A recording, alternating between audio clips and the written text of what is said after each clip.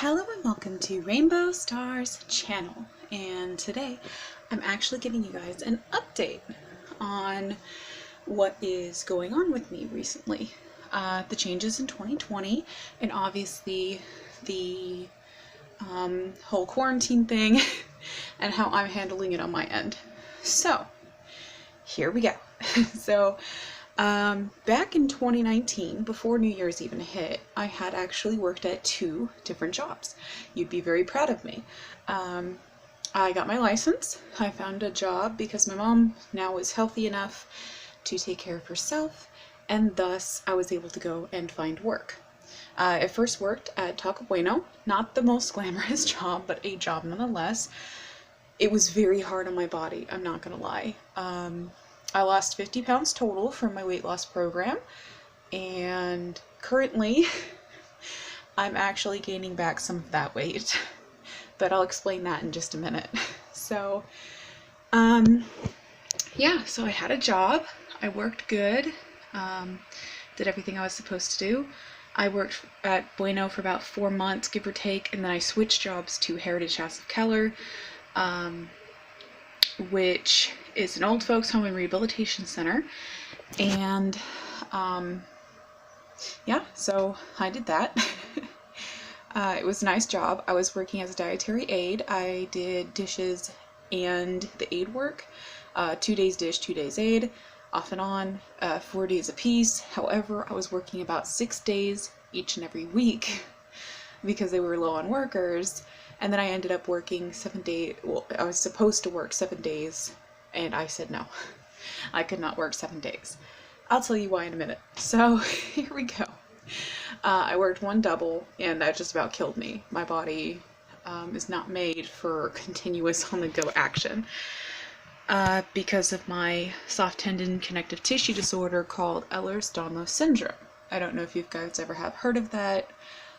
It's a syndrome in which you're born with it. It's genetic. You can't really do anything about it. It's basically a broad description of what's happening to my body. I rolled over in bed, tore 3 tendons in my rotator cuff on the right side. I walk, and I got tendonitis in my left Achilles tendon for no apparent reason. I have a disc in my spine, which is compressing nerves that feed into my legs. I have nerve damage in both my legs from the knee down. I've got a lot of problems. And also my eyesight has been affected. So my eyesight's kind of iffy at this point. Now I need glasses to properly see, to read things mostly. But yeah, so it can affect the whole body, and I just live with it. And at first I thought I couldn't hold down a job, let me tell you. I was in so much pain all the time with the fibromyalgia accompanied with my genetic disorder, and I was just miserable. So, yeah, if you notice I'm putting my hand on my heart a lot, it's because my heart's beating so fast whenever I'm trying to talk. I'll explain that in a minute too. So, I have a lot going on, and so working at that job was really taking a toll on me physically, and then eventually it took a toll on me mentally. At that job, I had so much drama happening. Oh my god, the people that worked there were not as kind as the people from Bueno. I don't know why, but the workers that I worked with there, they had a lot of things where they would try to harass me. They weren't helping. There was no teamwork. It was all just you do you, and hopefully you get your job done on time. I was supposed to only be there until 9 o'clock at night. I was there until like 9:45. Because I had a job to do and I was trying to complete it. But I soon realized that I had to pick and choose because my boss was enforcing the 9 o'clock rule and nobody was going to help me. So I had to pick and choose, and I would leave 1 cart out there in the dining room. I did 8 carts total. So many dishes. Anyway, dish work was harder than the aide work. And while I was working there, I discovered something new, but before I get to that, let me explain a few things about what happened to baby girl and what's going on with that. So, 2020 is a lot different. There was a situation in which baby girl was not safe. Her mother was not mentally okay, And as the person who watched her the majority of the time through her entire lifetime, which is a year, I had her for an entire year in this house. Her mom barely came over. It was a hard situation to deal with. I tried everything to get her to step up and to be in charge as a parent and to get her mentality straightened out, to go get medication, to pursue a healthier lifestyle. And I felt at the time, and I still do feel, that this individual is not well enough mentally to take care of this child. Just by what she did do, the fact that she left her with me for an entire year, and I mean, this kid celebrated her first year birthday with me because I had an emergency in Waco I had to go deal with. The videos that I made private for a reason. I made them private because I am going to court. I had actually gone for custody of Devin, a baby girl, and because I didn't know what else to do. I didn't know how else to protect her. And I did all that I could do as an individual, and even though she wasn't my blood, she was still my kin, if that makes sense. She was part of my family, and I didn't want anything to befall this kid. I mean, she's an innocent baby. She doesn't know any better. She needs a person in her life that can step up and take care of her the way she needs to be taken care of. And I thought that person might be me. Turns out, through the court system, it was decided that it would be better off for her if she were to live with her family members, and I had to deal with that loss. I don't think she's going to be able to come back, and I wish to God she would, but I can't hold out that hope. Personally, blood relatives mean more to the state of Texas than the people who care, give, and raise. And they've had, the cousins have had the baby for about 6 weeks. 6 months at this point.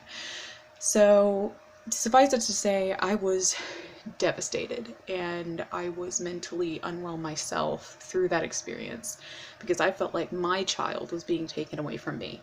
It was so weird. But I do trust the system, and I trust that she's in a good place now with people who do love her, and her mom loves her, obviously. It's not that she doesn't, it's just that right now she's still not mentally there, and maybe in the future, when she gets her mentality straightened out and she gets on the right kind of medication and she's stable enough, then she might be able to pursue custody in the future. I don't know. All I know is the kid was in a dangerous situation. I was trying to remove her out of that situation, and I did the best job I could, and the outcome will be the outcome. And luckily she's not in the foster care system, she's with biological family. So there is that. It's still hard to talk about, really. I did everything I could, and there's only so much you can do for a friend, and so much that you can do for a child, and I did everything I knew to do. So luckily she's protected, and she's safe where she is. As for me, now time to go on to what I was saying about the job that I did have. It made me very mentally unhealthy. I was having anxiety attacks, and then I decided, well, you know what? This stress is terrible. But what I didn't know was that I was actually currently 6 weeks pregnant. Yeah. Let me explain that a little bit. So, with me, I have not been dating. I'm not interested in relationships. I don't really need a man to define me. I was just lonely. And me and this gentleman were friends, and one thing led to another. We did use protection. It kind of didn't work. So it resulted in accidental pregnancy. But something that I will definitely see through to, because for me, I was told at a young age that it would be very difficult for me to carry to term, and this could very well be my only child. So I'm not, I'm pro life in general. So that's just me. And honestly, I find this as a blessing.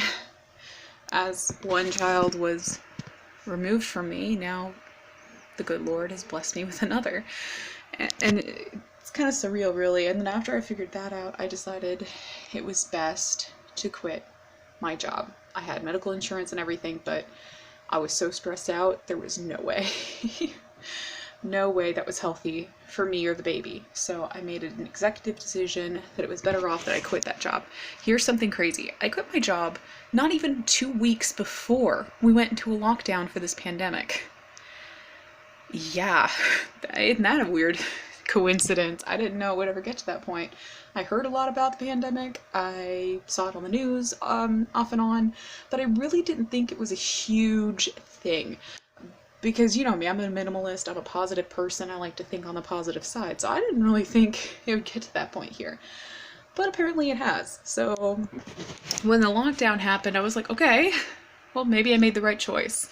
Because now I'm not exposing myself, I won't be exposing my mother who's a diabetic and who has sleep apnea, and my sister who has sleep apnea, and I'm not exposing my brother-in-law who has diabetes and a lot of health issues, so I just figured, hey, best thing, 10 out of 10 that I could have done. And now the trick is to stay inside.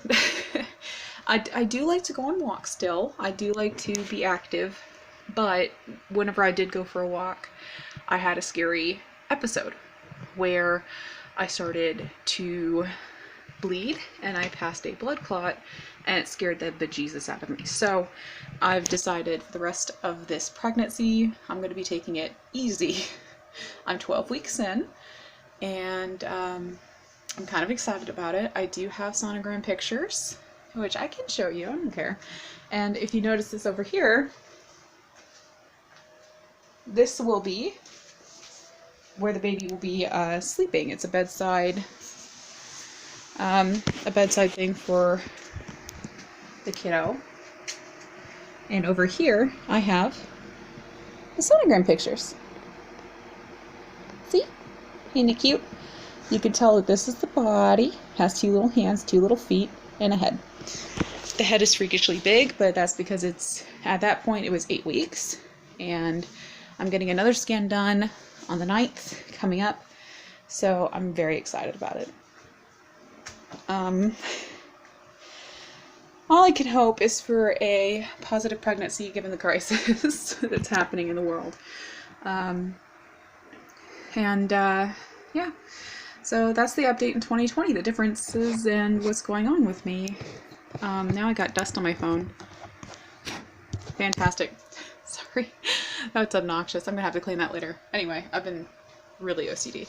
But yeah, I got, my floors are cleaned. I'm kind of like all set up. Just basically it's the waiting game at this point to know gender and all that. So, the father of this child wants nothing really to do with it. He does want to see it, but at the same time he doesn't want the financial responsibility. So I'm going to be the nice person here that I am and take care of that myself, which will be through him signing away his rights. I don't like, you know, it's just one of those things where if he did sign away his rights, he has no financial obligation to this kid. If he wants to see it, it's optional. I'm not going to force it, and I don't want him to feel obligated for something that was not our plan. You know, we didn't plan it, it happened, and I'm not going to hold him accountable for it. It's, you know, it's what it is. He doesn't want to pay me, he doesn't have to. I don't care. So I haven't heard from him since I sent him a picture of the sonogram, and I'm likely going to be a single mom, which is fine by me. I already raised one child by myself with my mother's help. Me and my mom worked as a team to raise Devin, so this one's just going to be the same. It's just going to be difficult, and already this pregnancy is really hard. Didn't suspect, you know, you know, whenever you hear about pregnancy, some women have this glow about them. They really don't get that sick. They can still go out and walk and do things and not have to worry. Me, I have this genetic condition in which I injure myself super easily, and I have a little life growing inside of me, and it's just one of those things where I don't know what the outcome's going to be. Very well something could happen either during the pregnancy or even at the birth. I'm not sure what's going to happen. All I know is that there are risks with me, and it's a high risk pregnancy, and that I need to be very, very careful. So, one of the things that I'm going to have to be careful with is activity. I can't go for a mile walk. I'd be lucky to make it around the block without having a problem. My heart rate is actually a lot faster than it was. It's about, that's normal during pregnancy, but for mine, I can actually develop heart issues. Yeah, that's what my what my OB-GYN told me whenever she was talking to me about possible issues that might happen. That was one of them, that I might suffer heart palpitations and my heart might enlarge itself, like things could happen to my heart. So she wanted me to go see a cardiologist, which good luck with that, considering everyone's changing appointments and nobody wants to keep appointments anymore. So we're gonna have to see about that one. But personally, I'm just trying to obey doctor's orders, and she never told me that I couldn't be active, but just based on what my body's been doing whenever I am active, I've decided activity is not my friend. So it's just me. I want to be super careful because I want this to be a positive experience, not a negative one. So yeah, wish me luck, and hopefully as time goes on, I'll have this beautiful little bouncing baby, girl or boy, I don't know yet. And everything happens for a reason, So I'm trying not to dwell on the fact that it's a surprise. It's just one of those things where I'm just taking it in stride, one step at a time, and just trying to look forward to the future. Now, I'm gaining back some of my weight that I lost.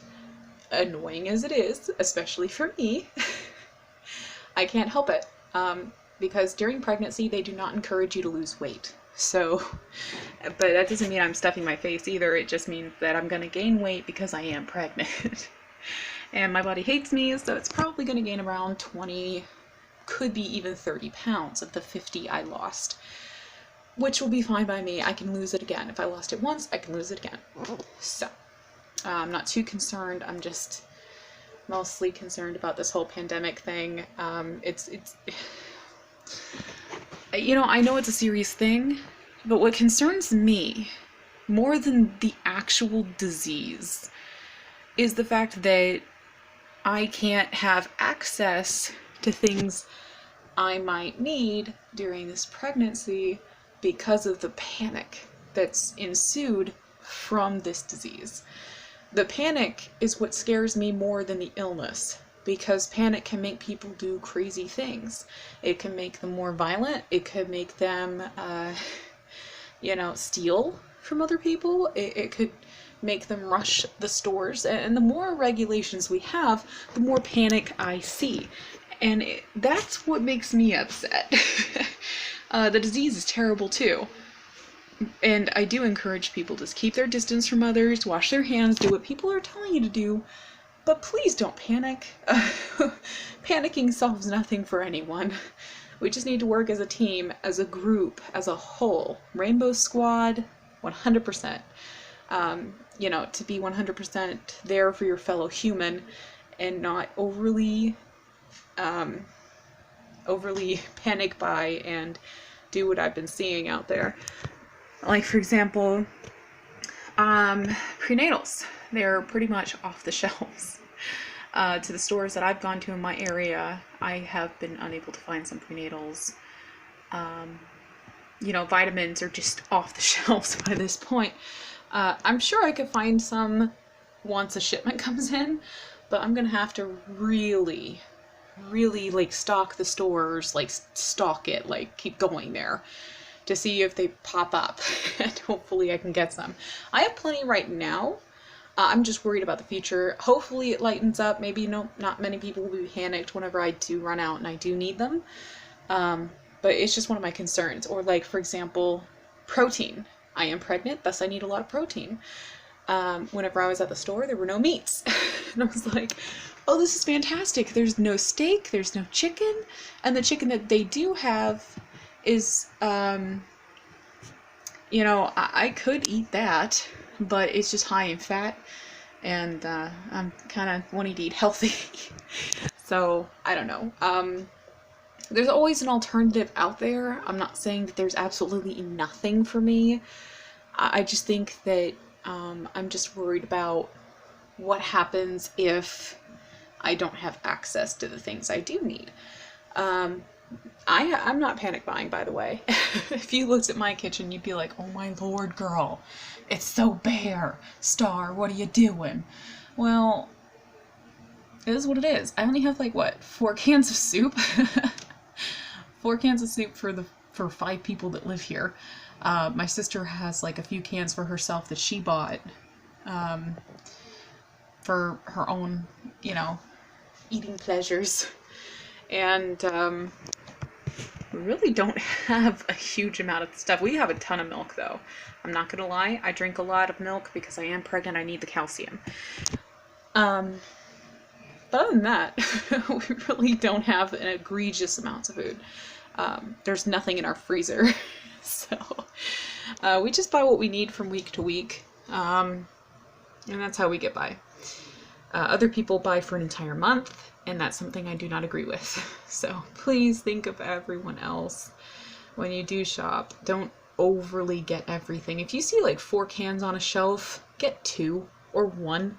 Don't take all 4, especially if it's like of one type, because what happens if somebody comes up and that's what they really like to eat, and they might want 1 can, if not just 1 can of that food, and you got it all. It's just kind of greedy, in a way. I saw Amberlynn Reid's segment on let's stock up, let's not. Stocking up does nothing but spoil food before you can eat it. And sure, there's always that concern about everybody else panic buying, but if you do it too, how is it helping? You're adding to the problem, you're not part of the solution. So whereas, yes, I'm concerned that I might go to the store one day and I might not have what I need, I'm still also of that mindset that I'm not going to go out and overly buy something out of that fear. I'm going to wait until I run out, and if I run out, then I can do the searching and the finding of the item I need, because it's somewhere out there, guys. It really is. It's not like all the stores in your area won't ever have it. I mean, there will be at least one store somewhere in your area, even if it's a little far away, that'll have what you need. So don't be afraid, breathe, and do what Rainbow Star does. Zen out. Don't even think about it. Personally, for me, I try not to think about the virus or the pandemic. I ignore the news. I don't even watch it anymore because it's only repeating what they've told us over and over and over again. It's an airborne disease. It's in water droplets. It comes from your respiratory system. You can't catch it from mosquitoes. I mean, it's just one of those things, like if somebody is near you and they cough on you, and if they got it, you got it. If you're in the vicinity. So as long as you stay away from people that are coughing, I think we're good. And it can also transfer through touch. Like if somebody touches an item and they're sick with it, and then you touch the item and then you touch your face, you can catch it that way. But let's get real. Gloves help with that. I don't care what kind of gloves you wear. Like it could just be cloth gloves. And then you're not cross-contaminating, and you can just wash them, reuse them, and wash your hands. That takes care of that. I mean, you can take all the precautions you need to take, just don't get crazy about it. I've seen people that are like, oh, what if you get a box, it's cross-contaminated? Oh, well, what we do is we take all the packaging out and we leave the box on our porch so we don't bring it in. That's silly. If you touch the box, it's already on your hands. You're gonna have to wash your hands anyway. It's loco. You've already cross-contaminated. If you're not wearing gloves to handle the box, you've already got it on your hands. Just go wash your hands. Just don't touch your face. Not that hard. Really is not rocket science. So with people being overly careful and cautious, I don't blame them. I mean, it's a scary thing. It's not discriminatory against age or any of that. Anyone who gets it could potentially get so sick they can get pneumonia, and that's what can cause people to become very, very ill and possibly need ventilators. And worst case scenario, we all know what that is. I'm not even going to say it because I'm not even going to go there. But no, for me, I just try to live one day at a time, try not to freak out about it. I just ignore it completely. If I want to go for a walk, I do so where I know there's not that many people. Just kind of getting my exercise without overdoing it, and staying indoors, playing video games, and talking and chatting online. That's pretty much all I've been doing. Resting, eating, existing.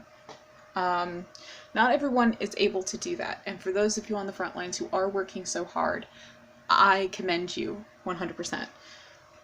Because it's an uncertain time, and it's a scary time, but it's also a time to breathe. You know, we've faced illnesses before, we faced mutations before, we faced strange strains before of disease, and there's always going to be that one pandemic, eventually, either in our future or even in the past, that causes people to work together into building a foundation for beating and or aiding in the recovery of people with this kind of disease. For example, influenza. Back in the day during World War II, influenza was a huge issue. It killed more people in the World War II combined. You know, like, it destroyed a lot of lives. They had to make mass graves for that disease. And it was not even, you know, like, in our history, because we know that happened in the history, in the Black Plague. That was in our history. That was an actual plague. So when you think about it, this has happened before. It's not the first time. It's just the first time that we're ever doing a quarantine about it. To my knowledge. I don't know if we did one back in World War II or not, if we did an active quarantine or if we went through this whole spiel. I wasn't alive back then, so I wouldn't know. All I do know is this being the first quarantine of my life, I am not that scared about the disease as much as I'm scared about the response to the disease, because people like to panic about it, and it can cause people to go crazy. So let's hope that our fellow man breathes, and that we all stay calm, take it easy, take it one day at a time, stay in our houses if we can, and if you can't, well, good luck. But yep, so try to have a good day, and this is Rainbow Star Gumdrop, over and out. Remember, when you view peace, love, unity, and respect, and I hope that everyone gets along well, and that there's no panic today. Alright, everyone,